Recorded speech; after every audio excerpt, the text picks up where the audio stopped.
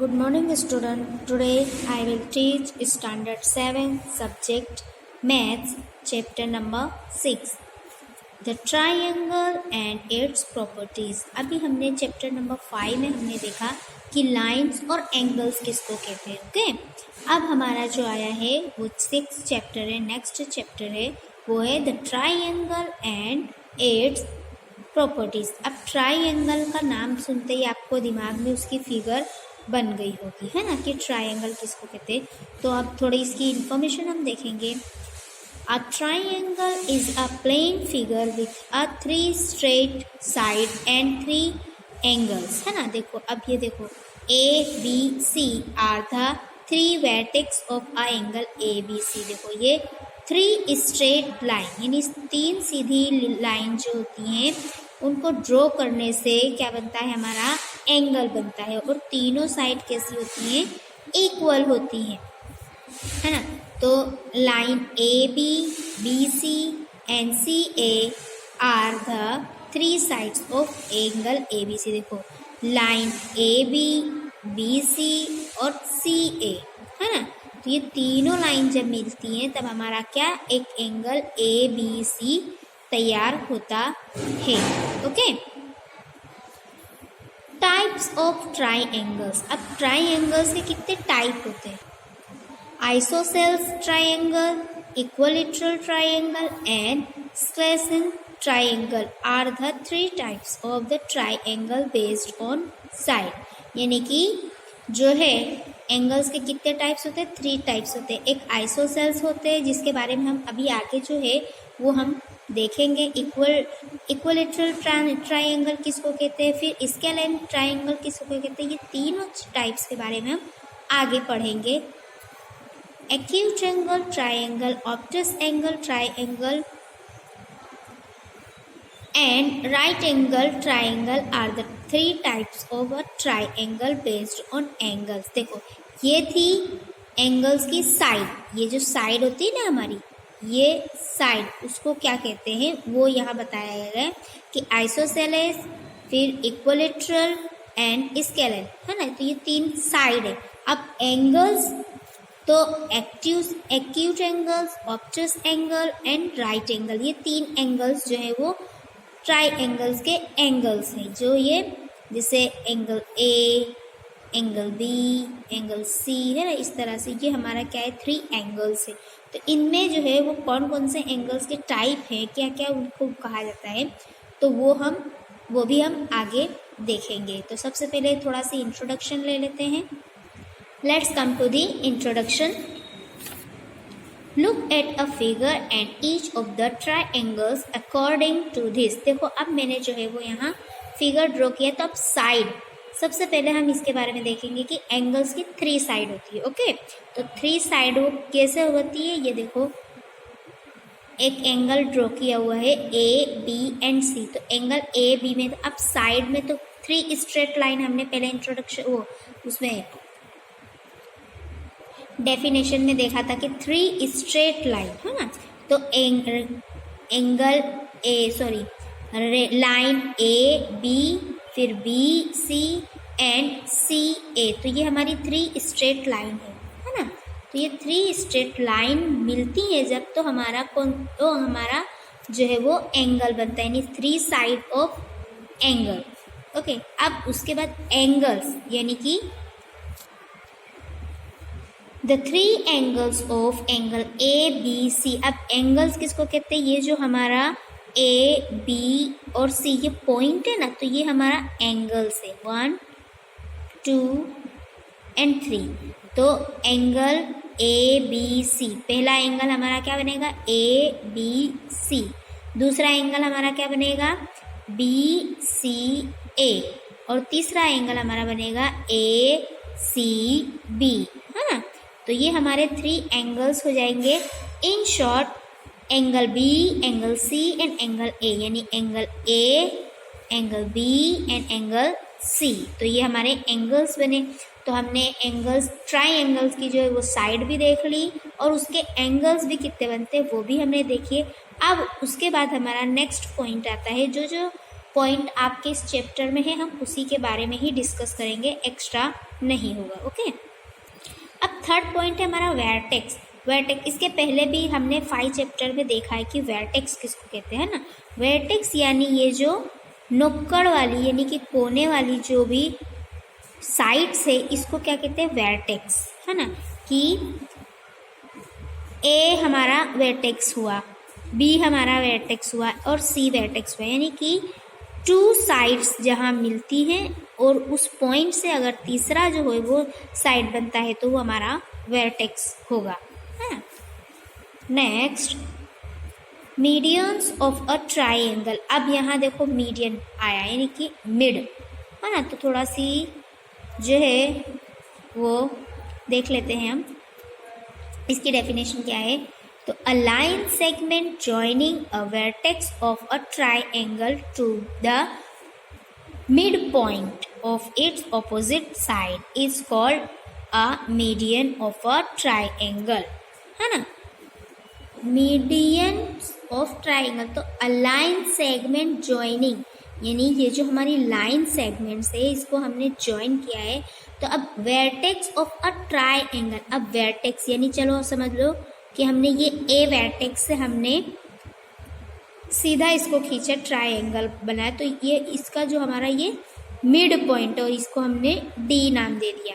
इसी तरह से बी पॉइंट से हम बी वर्टेक्स से अगर करेंगे इसकी ऑपोजिट साइड, है ना, यानी कि इसकी सेम साइड नहीं, हम इसकी ऑपोजिट साइड जा रहे हैं। जैसे ए की ऑपोजिट साइड बी सी था, तो हमने यहाँ मिड पे यहाँ पॉइंट बनाया, वर्टेक्स लाइन खींची, तो ये हमारा मीडियंस हुआ, है ना, ट्राइंगल का। इसी तरह सी वर्टेक्स से जब उसकी ऑपोजिट डायरेक्शन में जो है वो ज्वाइन करेंगे लाइन सेगमेंट को, तो ये हमारा मिड पॉइंट होगा, है ना। तो ये हमारा मीडियन हुआ। तो ये था हमारा मीडियन ऑफ ट्राइंगल, है ना। अब इसके बाद हमारा जो नेक्स्ट पॉइंट है वो देखेंगे हम, altitudes of a triangle. Altitude किसको कहते हैं, सबसे पहले तो डेफिनेशन देखेंगे। अ line segment which is drawn perpendicular from a vertex of a triangle to its opposite side is called an altitude of a triangle, है ना। अब यहाँ क्या कहा है कि a line segment which is drawn perpendicular देखो, अब अभी तक हमने vertex देखा, है ना, मीडियन यानी कि मीडियंस ट्राइंगल देखा, बट इसमें थोड़ा सा चेंज है कि जब भी 3 साइड जो थी लेटीट्यूड जो हमारी लाइन है, ये वर्टेक्स यानी ए वर्टेक्स से हम जो है इसकी ऑपोजिट डायरेक्शन में ट्राइंगल की डायरेक्शन में जो हम उसे मैच करेंगे, तो हमारा 90 का एंगल बनना चाहिए, है ना। हमारा जो एंगल है, एंगल ए डी सी और ए डी बी, ये दोनों 90 का एंगल हमारा हुआ, है ना। तो परपेंडिकुलर, तो ये जो हमारा डायरेक्शन यानी कि जो लाइन हमने ड्रॉ करी, तो इसको परपेंडिकुलर कहते हैं। और ये वर्टेक्स ए से होकर बी सी के बीच में आई है ट्राइंगल में, तो ये ऑपोजिट डायरेक्शन में आई है और प्लस हमारा 90 डिग्री का एंगल बना। बट सपोज एक और है कि एक एंगल हमने ड्रॉ कर लिया, है ना, ये एंगल और ये एंगल दोनों में डिफरेंट है ना। तो इसके अंदर जो है, अब इसकी जो साइड है ये हमारा 90 का एंगल बना, देखो, है ना। तो ये परपेंडिकुलर जो हमारा बना डी, तो ये हमारा क्या था, एल्टीट्यूड ऑफ ट्राइंगल्स, है ना। फॉर एग्जाम्पल, हम एग्जाम्पल से थोड़ा सी समझ लेंगे। ये हमने एक एंगल ड्रॉ कर लिया है, ओके, और इसका नाम दे दिया पी क्यू आर। अब in the adjoining figure PS is drawn perpendicular from the vertex P to the opposite side QR। देखो अब यहाँ क्या हुआ है कि इन द adjoining figure, यानी कि ये जो हमारी फिगर है PQR में, इसमें रे P और S, यानी कि हम जो P वर्टेक्स से रे जो लाइन हम खींचेंगे, परपेंडिकुलर जो ड्रॉ करेंगे, वो P से निकलकर उसकी ऑपोजिट डायरेक्शन में है ना। तो ये P की ऑपोजिट डायरेक्शन कौन सी है? QR है ना। तो हमने इसके ऑपोजिट डायरेक्शन में परपेंडिकुलर जो है वर्टेक्स ऑपोजिट डायरेक्शन में लाइन कर दी है, तो ये हमारा क्या हो गया? S, ये हमारा परपेंडिकुलर हो गया। तो सो रेज PS is an altitude of PQR है ना। तो हमारा जो PS है वो PQR का क्या है? एल्टीट्यूड है। तो ये था हमारा एंगल। अब इसी के जैसी और भी, यानी कि अब ज़रूरी नहीं अब यहाँ P पॉइंट से आपने ले लिया, अब Q वर्टेक्स से भी आप एक एंगल बना सकते हैं और R वर्टेक्स से भी आप एंगल बना सकते हैं, एल्टीट्यूड बना सकते हैं। देखो ये मैंने ड्रॉ किया हुआ है A, अब इसमें मैंने नाम थोड़ा सी चेंज कर दिया है, ABC। तो अब हमने A वर्टेक्स से D एल्टीट्यूड बनाया और B वर्टेक्स से E एल्टीट्यूड बनाया एंड C वर्टेक्स से F एल्टीट्यूड बनाया। इस तरह से हमारे 3 एंगल्स बन जाते हैं, है ना। 90 डिग्री के ही एंगल्स बनते हैं। ओके, तो ये था हमारा एल्टीट्यूड ऑफ ट्राइंगल्स। तो हमने अभी तक क्या क्या देखा? तो ट्राइंगल्स की साइड्स देखी, है ना, उसकी साइड्स तीनों इक्वल्स होती हैं। और उसके बाद हमने उसके एंगल्स देखे। एंगल्स के बाद हमने क्या देखा? मीडियन ऑफ ट्राइंगल, यानी उसके वर्टेक्स देखा हमने। वर्टेक्स किसको कहते हैं, है ना। फिर उसके बाद हमने मीडियंस ऑफ ट्राइंगल देखा और उसके बाद हमारा जो नेक्स्ट पॉइंट था वो क्या था? एल्टीट्यूड ऑफ ट्राइंगल, यानी कि मीडियन और एल्टीट्यूड दोनों दिखते तो एक जैसे बट होते नहीं हैं। बिकॉज मीडियन में क्या होता है, हम जो है वो एंगल्स की मिड पॉइंट देखते हैं, जबकि एल्टीट्यूड में क्या होता है, हमारा जो वर्टेक्स का रे है वो हमारा 90 का एंगल ड्रॉ करता है ना। तो ये दोनों में इतना सी डिफरेंट है।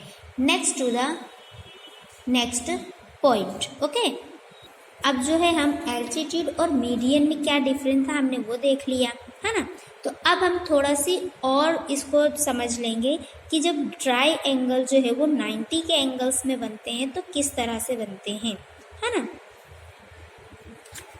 इंस्ट्रक्शन है, draw rough sketch of altitudes from A to रे BC from the following triangle, है ना। तो अब हम जो है वो इसके अंदर देख लेंगे कि हमने एक रफ स्केच बना लिया है ना। ABC और ABC इस तरह के 3 एंगल्स हमने ड्रॉ कर लिए हैं। अब इसके अंदर जो है वो हमें क्या ऐड करना है? From sketch of altitudes, altitudes से हमें जो है वो स्केच ड्रॉ करना है। तो उसकी फिगर किस तरह से होगी वो देख लेंगे। Solution, following are the altitudes from A to BC ray for the 3 angles, है ना। तो अब हमारी पहली फिगर जो थी वो एल्टीट्यूड, इसमें हमने A वर्टेक्स से लिया तो ये हमारा 90 का एंगल बना। तो हमारा एल्टीट्यूड क्या हुआ? AL, है ना, हमने इसके नाम L दे दिया। सेकंड हमारी जो फिगर थी उसके अंदर हमने देखा तो इसके अंदर जो है वो हमारा AL, यानी कि इस तरह से ये हमारी फिगर बनेगी, considering with the side of AC of the triangle. अब जो हमारी थर्ड फिगर है, यानी कि सेकंड फिगर में हमारे को ज़रूरत ही नहीं पड़ी वो एल्टीट्यूड्स की, ऑलरेडी वो पूरी फिगर तैयार ही थी, सिर्फ हमें नेम लिखना था, है ना। अब थर्ड फिगर में जो है वो हमने इस केस से हल्के, यानी कि इस तरह से अगर हम ड्रॉ करते तो हमारा एंगल जो है वो 90 का नहीं बनता, है ना। तो इसको हमने क्या करा, A से L तक का हमने स्ट्रेट लाइन वाला एंगल बना दिया और उसके बाद हमारा 90 का एंगल हमें मिल गया। हेयर द लेटीट्यूड और AL is drawn on the side BC extend, है ना। हमने BC के एक्सटेंड यानी कि उसके दूसरी साइड में हमने जो है ये फिगर बनाई, तब जाकर हमारा 90 का एंगल्स बना। अब हमने जो है एंगल्स के आधे पार्ट्स का जो है वो हमने इंट्रोडक्शन देख लिया। हमने क्या देखा, एंगल्स की साइड एंगल्स, ट्राइंगल्स के एंगल्स, प्लस वर्टेक्स किसको कहते हैं, फिर मीडियन किसको कहते हैं, है ना, और उसके बाद हमारा एल्टीट्यूड हमने किसको कहते हैं वो भी हमने देख लिया, डिस्कस हमारी हो गई। अब उसके बाद जो है वो नेक्स्ट हमारा पॉइंट आता है exterior angle of a triangle and its properties, यानी कि एक्सटीरियर एंगल्स किसको कहते हैं। Consider angle A B C. अब थोड़ा सा इसका डेफिनेशन है वो हम देख लेते हैं। If the side BC of angle ABC is extended and a point D is marked on it, then we get angle ACD. So angle ACD is called an exterior angle of a angle ABC. अब है ना, आपको समझ पड़ी जो है इसमें क्या लिखा है कि साइड बी सी, यानी हमने एक एंगल ड्रॉ कर लिया। देखो आप लोग को मैं आपको छोटा सा एंगल ड्रॉ करके बताती हूँ। हमने जो है वो एक एंगल ड्रॉ कर लिया है ना, ये हमारा ए बी एंड सी। अब इसके अंदर क्या कहा है कि डी पॉइंट हमें मार्क करना है ना, डी पॉइंट हमें मार्क करना है। तो जो है हमारा जो ये एंगल है वो यहाँ से इस तरह से होगा। तो ये हमारा जो, इसको हमने नाम दे दिया डी। तो अब हमारा जो ये एंगल बना इसको क्या कहते हैं, एक्सटीरियर एंगल। अभी थोड़ा सी आपको मैं डीप में समझाती हूँ कि N exterior angle of a triangle is equal to the sum of its interior opposite angles. This property is known an exterior angle property of a triangle in the above figure. देखो अब यहाँ जो है वो मैं आपको figure के साथ समझाती हूँ कि इंटीरियर किसको कहते हैं और एक्सटीरियर किसको कहते हैं। अब जो है वो हम थोड़ा डीप में समझेंगे। फर्स्ट ऑफ ऑल हमने एक एंगल ड्रॉ कर लिया है ना, तो अब ये एंगल्स के अंदर, ट्राई एंगल्स के अंदर ये जो अंदर ए बी सी जो ये अंदर साइड है इसको इंटीरियर एंगल्स कहते हैं, क्योंकि ये तीनों अंदर की साइड एंगल बनाए हैं। अब एक्सटीरियर एंगल किसको कहते हैं, तो इस एंगल के बाद जो हमारा ये हमने सेकेंड फिगर बनाया, तो इसमें जो ये बाहर वाली हमारी है तो इसको क्या कहेंगे, एक्सटीरियर एंगल कहेंगे, क्योंकि ये बाहर की साइड को। इसी तरह आप यहाँ से भी ड्रॉ कर सकते हो, जैसे यूँ है ना, तो ये हुआ, फिर यूँ ये जाएगा, यानी कि आप ऑपोजिट साइड से जाएंगे तो आपका इस तरह से एंगल्स जो है वो बनेंगे। तो जो अंदर होंगे एंगल उन्हें इंटीरियर एंगल कहेंगे, जो बाहर एंगल्स बनेंगे उसे एक्सटीरियर एंगल्स कहेंगे। ओके, फॉर एग्जाम्पल देखो ये इस तरह से जो है ये एंगल्स ड्रॉ किए हुए हैं। अब इसकी ऑपोजिट साइड में, यानी कि बाहर की साइड में हमारा जो एंगल बना है इसको क्या कहेंगे, एक्सटीरियर एंगल, है ना, क्योंकि ये बाहर की साइड को है। इंटीरियर एंगल्स किसको कहते हैं, तो मैंने बता दिया कि जो अंदर की साइड होती है हमारी उसको जो है हम इंटीरियर एंगल्स कहते हैं, है ना। देखो कुछ फिगर्स और भी हैं exterior. The following are the 3 more ways of getting exterior angle, है ना, ये रहा। इस तरह से हमारे जो है वो एक्सटीरियर एंगल बनेंगे। And are the exterior angle formed at each vertex of triangle equal. अब यहाँ जो है वो एक क्वेश्चन हमें दिया है, देखो, are the exterior angles from at each vertex of a triangle equal. देखो यहाँ हमें क्या कहा कि ट्राइंगल इक्वल कब होता है, जब तीनों साइड्स हमारी 60 डिग्री की होगी और तीनों का नाप हम मिलाकर लिखेंगे तो 180 डिग्री होगा, तब वो तीनों साइड हमारी इक्वल होंगी। बट एक्सटीरियर एंगल्स में कोई भी साइड जो है वो इक्वल नहीं होती है। तो हमारा आंसर क्या है? No, the exterior angle formed at each vertex of a triangle are not equal, है ना। देखो आप यहाँ देख सकते हो कि ये फिगर जो ट्राइंगल की दी है, इसमें जो एक्सटीरियर एंगल्स बना हुआ है ये इक्वल नहीं है, सेम नहीं है।